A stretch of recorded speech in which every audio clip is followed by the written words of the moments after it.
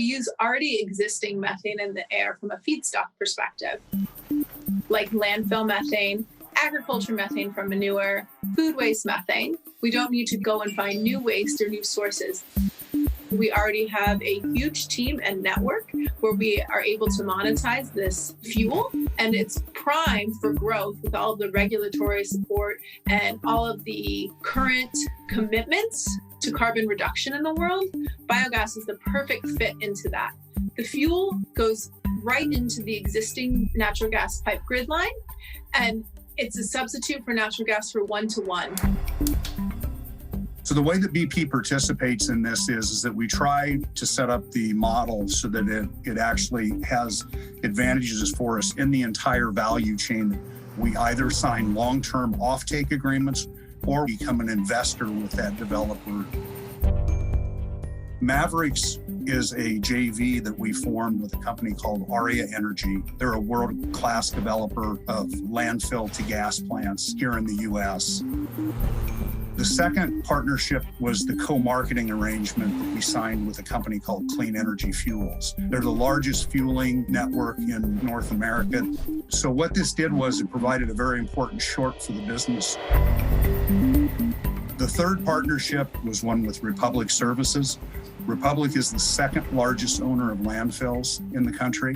That's led us to being the largest supplier of renewable natural gas to transport in North America.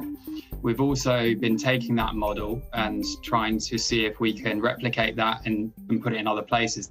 So within Europe, that is building out our presence in Germany, the Netherlands, and Spain, where we're focused on currently, along with the UK, and then potentially in other markets. In India, we have a JV with EverEnviro, where we are building out a portfolio of at least 5 agri-waste biogas plants. In Brazil, we're also planning to build a JV that's focused on biogas plants that's using the residues from BP Bunge ethanol process. So traditionally, biofuels have been supplied into regulated markets, but we're now starting to see more customer-driven demand. And one such area is the biomarine sector. There is that end customer demand that is ultimately driving this market. Companies like IKEA and Nike, they want to ship goods now at zero carbon. But technology to do that with ships is up to 10 years away.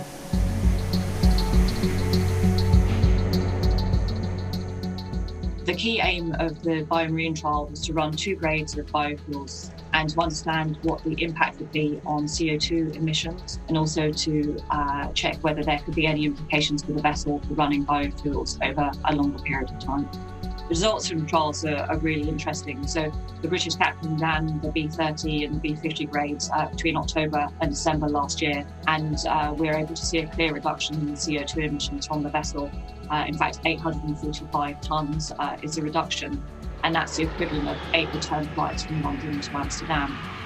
If the British captain had run on, say, B30 for the whole of 2020, that would have been a reduction of 6,458 tonnes of CO2 emissions. So I think it's just really clear for us that sustainable biofuels do have a role to play in reducing carbon emissions across the marine sector. The market itself has been active probably for just over a year and a half in ports such as Rotterdam and Antwerp.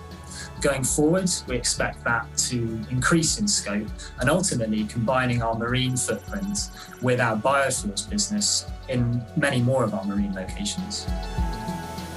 So the shipping trials are really important, not only for us, but for our customers, in knowing that we're prepared to put our money where our mouth is and that we're credible in the discussion to lower the carbon intensity of the goods that we sell, but also to generate significant additional margin to trading and shipping in the years to come.